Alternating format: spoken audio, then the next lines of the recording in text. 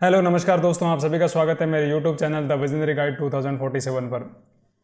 जैसा कि आप सभी को पता है कि आज ही 12 अप्रैल को एक बहुत बड़ा नोटिफिकेशन आया RRB railway recruitment board ALP assistant loco pilot का, जिसमें पद है 9,970। तो एक बहुत बड़ी वैकेंसी जो देखने को मिल रही है अभी, और एक अच्छा अवसर है बहुत सारे स्टूडेंट के लिए जो बहुत समय से प्रिपरेशन कर रहे थे। और 2025 का सबसे बड़ी वैकेंसी आ चुकी है अभी। तो हम जानेंगे इस पूरे वीडियो में क्या क्या प्रोसेस रहेगा, किस तरह से सिलेक्शन आप ले सकते हैं, और क्या क्या सीबीटी फर्स्ट रहेगा, सीबीटी 2 क्या रहेगा, और क्या आपका एज रिलैक्सेशन रहेगा। उसके साथ बहुत सारी और जानकारियां हैं, फॉर्म की फ़ीस कितनी रहेगी, और ये सारी जानकारी हम इस वीडियो में जानेंगे। तो आपके लिए बहुत एकदम नीट एंड क्लीन पूरा एकदम नोटिफिकेशन को छान मार के एकदम बहुत सारी जो इन्फॉर्मेशन लेके आए हैं जो आपके लिए काम में आती है, जो आपको काम आ सके। ठीक है, तो अदर की इन्फॉर्मेशन हटा के हम बिल्कुल फोकस करेंगे कि जो आपकी चीज़ें काम आएगी। तो रेलवे रिक्रूटमेंट सी नंबर है आपका 01/2025। ठीक है, और ये आप पिक्चर देख सकते हैं रेलवे रिक्रूटमेंट मतलब एएलपी का क्या काम रहता है। बहुत सारे लोग इसके बारे में बहुत सारी नेगेटिव चीज़ें फैला रखी है कि एएलपी में ऐसा है, इसकी जॉब अच्छी नहीं, ये है, लोग छोड़ रहे हैं। लेकिन देखो, यदि आपको जॉब चाहिए तो इससे अच्छी जॉब नहीं मिलेगी। ये आपकी अपॉर्चुनिटी, आप उसको किस तरह से लेते हैं। ठीक है, कुछ बहुत सारे लोग बोलते हैं इसकी ये ड्यूटी टाइमिंग नहीं है, ये नहीं है, वो नहीं। देखो, वो हर चीज़ के साथ होती है, और यदि जॉब चाहिए उससे तो अच्छा है कि ये टाइमिंग एडजस्ट होने वाली है। ठीक है, तो फॉर्म भरते समय किस किस चीज़ों को ध्यान रखना चाहिए, ये बहुत एक इम्पॉर्टेंट चीज़ है जहाँ स्टूडेंट मिस कर देते हैं कि फॉर्म भरते टाइम ध्यान नहीं रखते हैं। किसी भी जोन में जहाँ वैकेंसी ज़्यादा रहती है वहाँ भर देते हैं, उसके बाद ट्रांसफ़र नहीं हो पाता, फिर थोड़ी प्रॉब्लम है और बढ़ जाती है। तो बहुत एकदम रिसर्च के साथ अपने देखना कि जहाँ मैं सर्वाइव कर पाऊँगा वहीं फॉर्म भरना, नहीं तो ऐसे अनगन फॉर्म मत भरना, फिर प्रॉब्लम हो जाएगी घर जाने में। तो आपको वैकेंसी देखने को मिल रही है यहाँ 9,970 वैकेंसी है, और कैटेगरी वाइज आप देख सकते हैं 9,970 वैकेंसी, और कैटेगरी वाइज देख सकते हैं। जैसे अहमदाबाद जोन की है, वेस्टर्न रीजन है, NWR अजमेर की आप देख सकते हैं कि UR की 162 वैकेंसी है, यहाँ अहमदाबाद में 223 है। तो ये सारी पूरा वैकेंसी चार्ट है। आप जिस एरिया से बिलोंग कर रहे हैं उसके नज़दीक का पहले ट्राई करें कि उसी जोन से बने, क्योंकि रेलवे में ये होता है कि 5 से 10 साल मतलब ऐसा हो गया 5 से 10 साल तक आपका ट्रांसफ़र नहीं होता। तो यदि ट्रांसफ़र नहीं होगा तो कल फैमिली की प्रॉब्लम्स आएगी। ये सारी चीज़ें ध्यान में रखना। और मेरे बहुत सारे फ्रेंड्स हैं जो इस चीज़ से गुजर रहे हैं। अभी पहले तो देख लिया जहाँ वैकेंसी ज़्यादा थी कि वो हो यहाँ बिलासपुर में 288 है, और राजस्थान का लड़का बिलासपुर में भर रहा है फॉर्म, तो वहाँ से प्रॉब्लम होनी स्टार्ट हो गया। 234 रांची की है, तो ये राजस्थान से बहुत दूर है, या मतलब हरियाणा का लड़का रांची भर रहा है। या सिकंदराबाद जोन की देखो 435 वैकेंसी है UR की। तो ये चीज़ें आपको दिमाग में रख के भरना पड़ेगा, अंधे होकर नहीं भरना। ठीक है, उसके बाद जो चीज़ें होगी वो देखना अपने हिसाब से, और थोड़ी अच्छी मेहनत करोगे तो मुझे अच्छा लगता है। देखो, भुवनेश्वर में भी अच्छी वैकेंसी है यहाँ देखने को, भोपाल में भी ठीक ठाक वैकेंसी है 221, और चेन्नई में देखो 155। ये थोड़ा सा प्रॉब्लम वाले हैं जो नॉर्थ इंडियन है, उनके लिए प्रॉब्लम हो जाएगी क्योंकि लैंग्वेज बेस होगा। तो ये थोड़ा चीज़ें हैं जो लेकिन बियर कर सकते हो आप, है ना। तो ये चीज़ें ध्यान रखना। अपना आरआरबी का जोन सेलेक्ट करते समय बिल्कुल आंखें खोल के करना। आरआरबी ने क्लियर करेगा 5 से 10 साल आपका ट्रांसफ़र आप अप्लाई तक नहीं कर सकते, लेकिन मुझे ऐसा पता है कि 10-10, 15-15, 20-20 साल आपका ट्रांसफ़र नहीं होगा। आपके पेरेंट्स की एज हो जाएगी उसके साथ, और आपकी रिस्पॉन्सिबिलिटी बढ़ती जाएगी, और आप बहुत परेशान हो जाएगा। और उसके साथ इसकी जॉब की थोड़ी सी टाइम ड्यूरेशन भी उस तरह से नहीं है जैसे बाकी की जॉब से होती है कि हाँ भाई सुबह 9 बजे गए, शाम को 5 बजे वापस आ गए। तो वो थोड़ा अपने दिमाग में रख के ये चीज़ें भरना, नहीं तो बाद में बहुत पछताना पड़ेगा। ठीक है, उसके बाद देखते हैं अभी एग्ज़ाम की जो date of the employment news, ये 29 मार्च 2025 के था, लेकिन opening date of the application आपको 12/4 से मतलब आज से ही ओपन कर सकते हैं। क्लोजिंग डेट रहेगी आपका 11 मई तक आप इसका फॉर्म भर सकते हैं। देखो, मैं आपको एक बहुत अच्छी चीज़ बताता हूँ। मैं यहाँ किसी टीचर का आरंभ बैच, प्रारंभ बैच, ये बैच, वो बैच, योद्धा बैच वो नहीं करना चाहता। यदि सिलेक्शन लेना है सीरियसली में, if you are the serious candidate, तो मेरी एक सलाह मानेंगे, यदि आपने टेक्स्ट बुक का पास नहीं लिया ना, तो you are not qualify in this race. ठीक है, मैं आपको श्योर सर्टेन बता रहा हूँ, क्योंकि जो टेक्स्ट बुक ने प्रदान कर रखा है ना, वो स्टूडेंट के लिए मतलब वरदान सा है कि आपको इतने सारे टेस्ट, आप कितनी भी बुक्स पढ़ लो, ये बुक्स। और मैं कसम से कहता हूँ कि जब हम सिलेक्शन लिए थे ना, तो किसी बुक को रेफ़र नहीं करते, बस एक ही टेक्स्ट बुक था कि सुबह शाम इस पे जितने टेस्ट है। तो भाई एएलपी की तैयारी कर रहे हो तो एनटीपीसी के क्वेश्चन लगा लो, यहाँ से एसएससी के क्वेश्चन लगा सकते हो, रेलवे के किसी एग्जाम के जीडी के क्वेश्चन लगा सकते हो। इतना पूल ऑफ क्वेश्चन, और वो भी इतना ऑथेंटिसिटी के साथ। आपको कहीं नहीं मिल पाएगा और किसी भी बैच में नहीं मिल। और सेकंड चीज़ है, कभी हैंग नहीं होता, ये सारी प्रॉब्लम नहीं। एक बार पास ले लिया, आराम से उसको बार बार टेस्ट दो, और जितने टेस्ट दोगे ना वही आपका सिलेक्शन का एक जरिया बनेगा। देखो आपके लिए अभी नया बैच आ रखा है कि ईयरली आपको 699 रुपये में पास प्रो मिल रहा है, ठीक है। इसमें बहुत सारी अपॉर्चुनिटी है, आपको बहुत सारे टेस्ट दे सकते हैं आप। और मुझे ऐसा लगता है कि यदि आपने ये टेस्ट नहीं लिए हैं तो मतलब आपके सिलेक्शन के चांसेस वैसे ही कम हो जाएंगे। उसके साथ देखो आप इसमें देखो नंबर ऑफ टेस्ट देखो, आपकी आंखें खुली रह जाएगी। 1660 टोटल टेस्ट हैं, उसमें चैप्टर टेस्ट आपके मिलेंगे, सेक्शनल टेस्ट मिलेंगे, प्लस और भी बहुत सारे टेस्ट है, प्रीवियस ईयर पेपर है, ये टेस्ट वो CBT 1 आपको मिलेगा, CBT 2 के आपके टेस्ट मिलेंगे, और ये 884 टेस्ट ये भी। देखो इसमें देखो इतने लोगों ने ऑलरेडी देखो 1324 लोग ऑलरेडी इसको बना चुके हैं। तो आप यदि मेरा कोड यूज करेंगे HANB 37, बीच में डैश नहीं है, HANB 37 करेंगे तो आपको 10% फ्लैट डिस्काउंट मिलेगा, तो फ़ायदा हो जाएगा आपको। देखो मैं सीरियसली मैं किसी बैच का ये प्रमोशन करना मुझे अच्छा नहीं लगता, लेकिन मैं आपको वो चीज़ प्रमोट करवा रहा हूँ कि ये सीरियसली ये कुछ टेक्स्ट बुक मुझे ऐसा नहीं दे रहा कि तुम प्रमोट करो ये सारी चीज़, ये मेरे दिल से कह रहा हूँ कि मेरे भाइयों का सिलेक्शन होना चाहिए, ठीक है। सीरियसली में आप मतलब टेक्स्ट बुक ले लिया ना तो आप अपना सोच के चलो कि आपका 90% आपका हो जाएगा चीज़ें, ठीक है। और आप सिंसियरली उस पर बने रहोगे तो ऐसा नहीं है कि दिन में बस मन करा कभी बस में बैठे, इसमें कहीं भी बैठे टेस्ट लगा सकते हो। किसी शादी में गए तो पीछे वाली सीट पकड़ो, रसगुल्ला मुंह में डालो और इधर से एक क्वेश्चन अटैम्प्ट कर डालो कि हाँ ये क्वेश्चन सही होगा गलत हो। तो आपके लिए बहुत बेस्ट तरीका है कि आप टेक्स्ट बुक आज से ही एक लेके आपको स्टार्ट करना। और आपको किस तरह से फ्री में तैयारी कर सकते हैं with help of text book, तो मैं आपको पूरा रोड मैप बता दूंगा CBT 1 के लिए। CBT 2 का भी चीज़ें ठीक है, लेकिन CBT 2 के लिए आपको कोई न कोई कोर्स लेना पड़ेगा आपको, ठीक है। लेकिन CBT 2 का इतना इंपॉर्टेंट है ही नहीं जितना CBT फर्स्ट है, क्योंकि CBT फर्स्ट में सारे लोग फॉर्म भरेंगे तो यहाँ कॉम्पिटिशन ज़्यादा रहेगा। उसके बाद आप देखते हैं ये लेवल 2 की जॉब है, तो 19,900 से ग्रेड पर ठीक ठाक है आपका, और मेडिकल स्टैंडर्ड A1 होना चाहिए। देखो अभी वही कहता है ना कि चीज़ कैसी लगी क्या A1, तो A1 होना मतलब A1 होने का मतलब है कि हाँ ठीक ठाक अच्छा होना चाहिए आपका मेडिकल स्टूडेंट। आप चश्मा है तो अलाउ नहीं है, क्योंकि आपको लोको पायलट की जॉब करनी है। आपकी विजन अच्छी होनी चाहिए, तभी आप देख पाएंगे। कभी कोई जैसे मिसहैप होने से बच सकते हो, तो ये चांस जैसे कभी ड्यूटी पे गए चश्मा नहीं लेके गए तो आपको तो वहाँ मौका नहीं मिलेगा कि बाई चांस आप भूल गए चश्मा घर पे, तो वहाँ तो मौका नहीं मिलेगा कि अभी ट्रेन छोड़ के मैं घर जाऊँगा चश्मा लेके आऊँगा। तो इसलिए रेलवे ये चूज़ कर रहा है कि मेडिकल स्टैंड आपका A1 होना चाहिए, विदाउट चश्मा आपका चीज़ें होनी चाहिए कि भूल गए नहीं गए ये आपके बहाने नहीं चलेंगे, क्योंकि यू आर द लाइबल। अभी तुम किसी पैसेंजर गाड़ी को लेके जा रहे हो और फिर आप बोले चश्मा नहीं है और मुझे दिख नहीं रहा आगे की, तो ये चीज़ें फिर एप्लीकेबल नहीं होगी। इसलिए वो पहले से A1 मेडिकल स्टैंडर्ड मांगेंगे आपसे। एज लिमिट की बात करें तो 18 से 30 साल के बीच में दिखेगी, आपकी टोटल पोस्ट रहेगी 9970, ठीक है, 9970 पोस्ट रहेगी। और उसके बाद फ्री ट्रेन ट्रेवल फैसिलिटी भी अवेलेबिलिटी रहेगी इसके साथ। अब फ्री ट्रेन किन के लिए, जो SC/ST के कैंडिडेट हैं, जो SC/ST कैंडिडेट हैं उनको जब फॉर्म भरें तो अपना सेलेक्ट कर लें, तो उनको लिए इतनी फैसिलिटी, जब CBT फर्स्ट देने जाओगे तो भी आपका फ्री रहेगा, CBT 2 देने जाओगे तो भी आपका फ्री रहेगा, और DV मेडिकल एग्जामिनेशन जो भी जाओगे उसके लिए सारे आपके ऑनलाइन एप्लीकेशन में आपको सेलेक्ट कर देना है। यदि SC/ST कैंडिडेट है तो आपका पूरा एकदम फ्री ऑफ चार्जेस रहेगा, कहीं भी सेंटर रहेगा तो आप आराम से जा सकते हैं वहाँ पे। वो स्लीपर क्लास है, ऐसा नहीं कि थर्ड AC में 2 या डबल AC में आप बैठ कर जा सकते हैं, ठीक है। तो थर्ड AC का आपको फ्री का मिलेगा। उसके साथ देखो आपको क्या करना होगा, अब अप्लाई करने के बाद आपको अपना सिंपली जो भी आपका मैडम कॉल लेटर आएगा उसको आपको रेलवे अथॉरिटी को दिखाना है, और आप आराम से जर्नी करें। ऐसा नहीं फेक चीज़ें बना लोगे तो फिर आपको department for the future examination भी ये लोग कर सकते हैं। उसके बाद पोस्टिंग का बात करें, देखो हाँ यहाँ बहुत रेलवे एकदम क्लियर से कह रहा है कि आप अपना throughout the service the zonal railway production unit in the which she is the posted in the first appointment shall have no claim as a right for transfer to another railway. अभी देखो पहले आंखें बंद करके इधर उधर का zone नहीं भरना है, ऐसे नहीं चैनी जोन भर देंगे वहाँ वैकेंसी ज़्यादा है, लेकिन बाद में जब ट्रांसफ़र नहीं होगा तो सारी चीज़ें, तो रेलवे बिल्कुल एकदम स्पष्ट कह रहा है कि आपका 5 से 10 साल तक आप बिल्कुल अप्लाई तक नहीं कर सकते।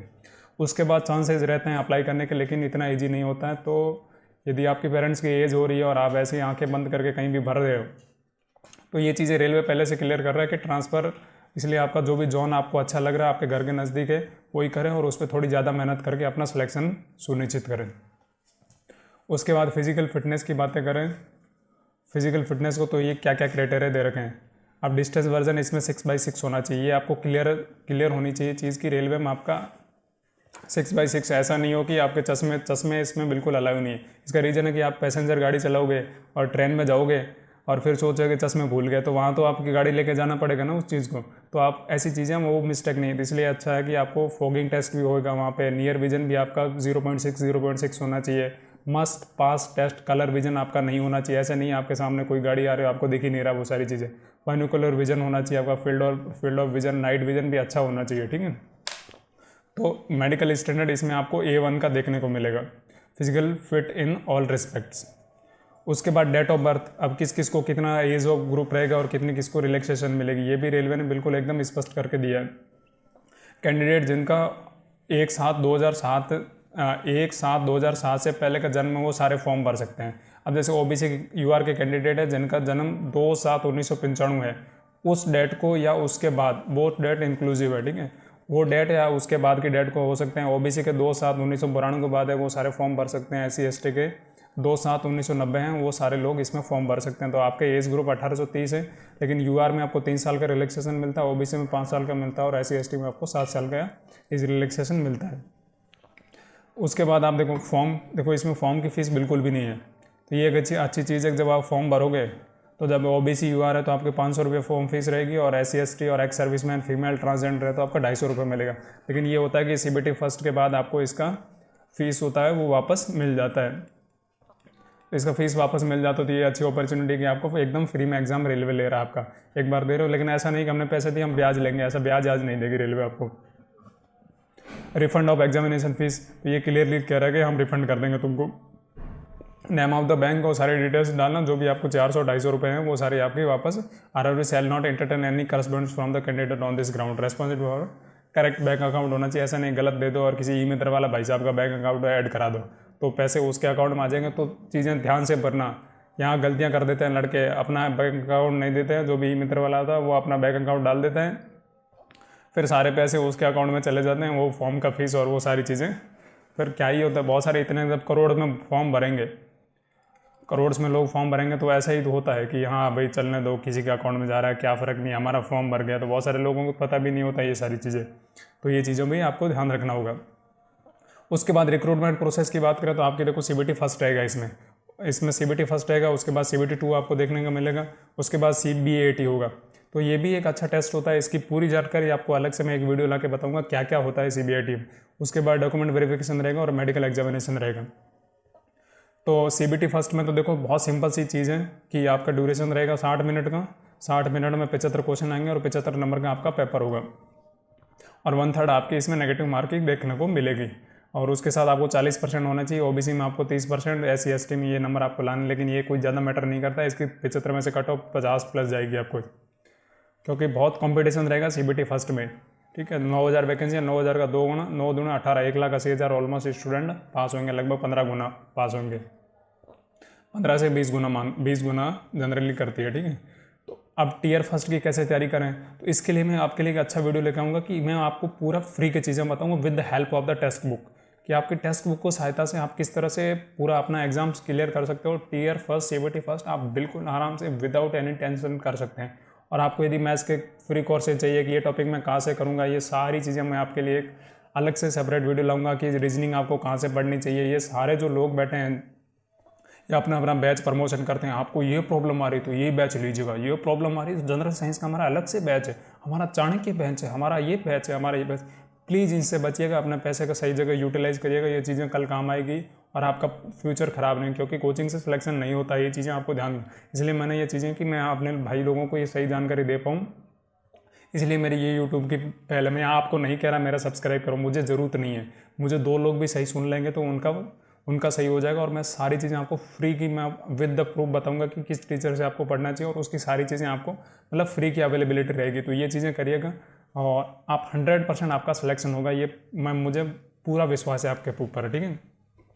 ये सारी चीज़ें जनरल, और टेक्स्ट बुक आपको लेना पड़ेगा। इसमें ये 600 रुपये आप नहीं है तो थोड़ा थोड़ा मेरे से डोनेशन ले लेंगे, नहीं जिसको कोई नहीं ले पा रहा है तो मेरे से कांटेक्ट कर सकता है, ठीक है। तो मैं हेल्प होएगी तो मैं जिसको लगेगा बिल्कुल नीडी और जिसके ये क्वालिफिकेशन है तो मैं 100% हेल्प करने की कोशिश करूँगा तुम्हारी। और टेक्स्ट बुक तुम्हें लेना ही लेना है। ये 600 रुपये तुम यदि यहाँ खर्च करके किसी बैच से ज़्यादा यहाँ खर्च कर दिया ना, तुम श्योर मानो कि तुम्हारा सिलेक्शन हो जाएगा। मतलब मैं अभी नहीं बता सकती ये सारी चीज़ें यार, मतलब मैं खुद इमोशनल हो जाऊँगी इन चीज़ों पर। उसके बाद पैटर्न CBT 2 की बात करेंगे तो CBT 2 में क्या रहेगा, CBT 2 में 2 पार्ट रहेंगे आपको देखने को, ठीक है। 2 पार्ट रहेंगे, उसमें पार्ट ए की बात करें तो 90 मिनट रहेंगे, 100 क्वेश्चन रहेंगे, वही सेम चीज़ है, ठीक है। और पार्ट बी में 60 मिनट और 75 क्वेश्चन आपको देखने को मिलेंगे। और negative marking 1/3 for the wrong answer रहेगा। इसमें भी वही है 40%, 30%, वो सारी चीज़ें हैं। Only the marks scored in the part A shall be counted for the shortlisting candidate for further of this recruitment process। अब देखो पार्ट बी आपका ऐसे ही मतलब क्वालिफिकेशनल है कि आपको बस क्वालिफिकेशन करना मतलब पास करना है, लेकिन जो पार्ट ए है वो आपको आपका फर्दर कैंडिडेट शॉर्ट लिस्टिंग बनने का मतलब, तो पार्ट बी में आपको अच्छे नंबर करने पड़ेंगे, तभी पार्ट ए में अच्छे नंबर करोगे तो आपको चांसेस हाई रहेंगे कि आप सेलेक्ट हो पाएँ। तो पार्ट बी में क्या करना होगा, तो पार्ट बी में आपको ओनली 35% मार्क्स लाने हैं। और 35% मतलब 60 का कितना हुआ, 60 का 30, 6 3 18 और 3 21 नंबर आपको बस लाने हैं, ठीक है, पार्ट बी में। तो वो आराम से लेके आ जाओ, उसमें कोई प्रॉब्लम नहीं है। अब सिलेबस और पार्ट ए देखो, मैथमेटिक्स तो वही सेम है जो अपने 10th वाली रहती है। तो ये चीज़ें मैथ्स के लिए आप किस चीज़ टीचर को फॉलो कर सकेंगे, ये सारी जनरल इंटेलिजेंस वो भी सेम है, लेकिन बेसिक साइंस एंड इंजीनियरिंग ये चीज़ें थोड़ी है। इसके लिए मैं आपको स्ट्रेटेजी बताऊंगा कहाँ से आप फ्री का कोर्सेज देख सकते हैं। इसके लिए यार ये थोड़ी चीज़ें आपको अच्छी करने के लिए अच्छी करनी पड़ेगी, क्योंकि अच्छे मार्क्स करोगे तभी आप शॉर्ट लिस्टेड हो पाओगे इसमें आगे। तो इसके लिए मैं आपको एक वर्क प्लान बताऊंगा किस तरह से आप इसमें सेलेक्ट हो सकते हैं। सिलेबस ऑफ पार्ट बी, इसका तो कोई मतलब नहीं है, आपका पार्ट बी का देख सकते हैं क्वालिफिकेशन वाइज ग्रुपिंग ट्रेड्स, जो भी आपकी ट्रेड्स आप सेलेक्ट करें तो उसके रिलेटेड को आपको 35% रिस्पेक्टिव कैटेगरी आप कम्युनिटी होना चाहिए, वो आपका क्वालिफाइंग परसेंटेज है। 35% लाए, इसका कोई मतलब आपका सिलेक्शन प्रोसेस में, लेकिन पार्ट ए का जो आपके मार्क्स हैं वो आपको सिलेक्शन में हेल्प करेंगे। कंप्यूटर बेस्ड CBIT, तो ये बहुत एक इंपॉर्टेंट चीज़ होती है रेलवे में कि जो आपको टेस्टिफाई करेगी। तो देखो इस जॉब के बारे में बहुत सारे लोगों ने नेगेटिविटी फैला रखी है, ये जॉब ऐसी है, इससे अच्छी तो ट्रेन मैनेजर है, इससे अच्छी तो वो है, इससे अच्छी वो है। लेकिन मैं आपको बता रहा हूँ, यदि आपको सीरियसली जॉब चाहिए तो एक बार ले लीजिएगा, उसके बाद लाइफ में बहुत सारी अपॉर्चुनिटी रहेगी, आप इससे इसमें जा सकते हैं, इससे इसमें। यदि आपके पास जॉब नहीं है तो उससे अच्छी चीज़ है कि आपकी वो कैसी भी जॉब हो वो अच्छी है, बेरोजगारी से अच्छी है कि आपको लेवल 2 की आपको जॉब मिल रही है, ठीक है। आप आज ALP हैं तो कल लोको पायलट भी बन जाएंगे, उससे ऊपर भी आपका प्रमोशन हो जाएगा। तो एक अच्छी अपॉर्चुनिटी है और एक अच्छे मतलब भ्रमण करने की वो है। लेकिन आपको थोड़ी जो भी प्रॉब्लम्स आएंगे, देखो इंसान हो झेल लोगे, ठीक है, ऐसा कोई प्रॉब्लम वाला नहीं है। बहुत सारे लोग कर भी तो रहे हैं, ट्रेनें चल भी तो रही है, ऐसा तो नहीं है नहीं चल रही है। तो ये सारी चीज़ें, अब इसमें क्या होगा CBIT तो अभी आपके लिए समझने वाली थोड़ी सी दूर की बात होगी, लेकिन मैं इसके ऊपर एक वीडियो लेकर आऊँगा आपका क्या क्या टेस्ट। इसमें कुछ नहीं होता है वैसे, मेमोरी टेस्ट होता है आपका। आपको ऐसा हो सकता है कि मेमोरी टेस्ट लेंगे भाई कि या ये आपको रेलवे ट्रैक पे एक बार गए, ऐसा नहीं भूल गए कि ये कौन सा ट्रैक है। और सेकंड चीज़ है आपको मैपिंग बहुत अच्छी तरह से आनी चाहिए, क्योंकि जब आप ट्रेन पे जाओगे उससे पहले आपको वर्कशीट दी जाएगी, उसको रीड आउट करना पड़ेगा आपको कि हाँ इस ट्रेन पे जाना है, मेरे को यहाँ जाना है, ये सिग्नल का टेस्टिफाई होता है आपका। ऐसा नहीं कि आप भूल गए यार दूसरे सिग्नल पर गए, सामने ट्रेन भिड़ा दी बम। तो ये चीज़ें भी आपको मतलब थोड़ा सा दिमाग वाली चीज़ें भी हैं। तो एक अच्छा मतलब अच्छी थोड़ा टेस्टिफाई है कि आपको CBIT मतलब थोड़ा सा ठीक ठाक होता है कि आपको। और इसमें आपको देख लो बेसिस ऑन द जो भी ALP है उसको 8 टाइम्स ऑफ आपका सेलेक्ट करते हैं। Candidates equal to 8 times of the number of ALP vacancies for is notified company. तो आपका 9,000 तो 8 9 72 मतलब 72,000 लोगों को आप CBIT देने का मौका मिलेगा। तो ये क्या होगा, ये थोड़ी अभी चीज़ें आपको समझने वाली थोड़ी सी दूर है, लेकिन मैं आपको ये अलग से वीडियो बनाऊंगा तो चीज़ें समझ में आ जाएगी। असिस्टेंट लोको पायलट ये देख लो, लेवल इन 7 CPC आपका 19,900 है। तो वैकेंसी मतलब आने वाले टाइम के साथ आपका थोड़ा और पेमेंट बढ़ जाएगा इसमें। नॉट सूटेबल मतलब PWD कैंडिडेट इसमें मतलब अप्लाई नहीं कर सकते, क्योंकि ये थोड़ी सी टिपिकल जॉब है। तो आपका क्या करेगा, मेट्रिकुलेशन होनी चाहिए SLC plus ITI from recognise university. तो ITI आपकी किसी भी ट्रेड में हो सकती है। देखो 10th पास होनी चाहिए प्लस आपकी ITI होनी चाहिए। या ये हो सकता है कि matriculation SLC plus course of completed act apprentice of trades है मेंशन। अब आपकी 10th पास होनी चाहिए प्लस आपका कोई भी डिप्लोमा होना चाहिए।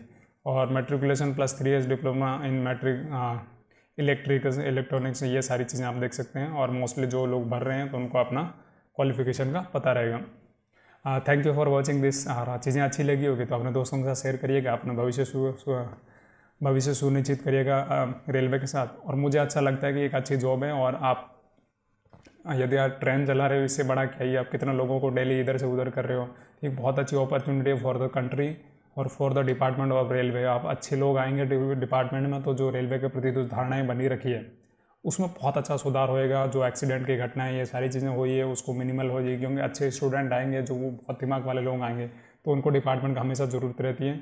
और शुक्रिया, मैं आशा करता हूँ कि आप सब लोग एक दिन सेलेक्ट होंगे, और सेलेक्ट हुए तो मुझे एक मैसेज ज़रूर डालना। मेरा टेलीग्राम चैनल है द एग्ज़ाम अपडेट करके, गवर्नमेंट एग्ज़ाम अपडेट है, गवर्नमेंट एग्ज़ाम अपडेट, और उसका मैं लिंक नीचे दे दूँगा, उसको ज्वाइन कर लिएगा। कोई भी और इन्फॉर्मेशन रहेगी तो मैं आपके साथ शेयर करूंगा, और आपका सिलेक्शन की वेट करता रहूँगा मैं। आपको किस दिन, आप जिस दिन सेलेक्ट हो तो एक मैसेज ज़रूर मेरे को भेजिएगा। शुक्रिया आप सभी का मेरे साथ बने रहने के लिए।